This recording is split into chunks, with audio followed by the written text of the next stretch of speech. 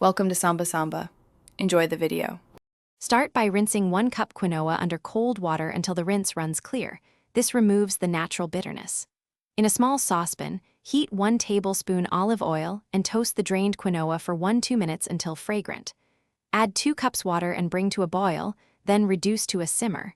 Cover and cook for 15 minutes without lifting the lid. After 15 minutes, remove from heat and let rest covered for 5 minutes. Then fluff with a fork and set aside. While the quinoa cooks, prepare the vegetables. Dice 1/2 cup onion, mince 2 cloves garlic, and measure 1 cup mixed vegetables like bell pepper, carrot, and peas. Heat 1 tablespoon oil in a skillet over medium heat and sauté the onion and garlic until translucent. Add the mixed vegetables and cook 5 to 7 minutes until tender crisp. Season with 1/2 teaspoons salt and 1/4 teaspoon black pepper, adjusting to taste. Keep vegetables warm and slightly saucy for easy mixing later. Combine the fluffed quinoa and sautéed vegetables in a large bowl, stirring gently to mix without mashing. Add 1/4 cup chopped cilantro and 1 tablespoon lemon juice, then taste and adjust with an extra pinch of salt or a drizzle of olive oil if needed.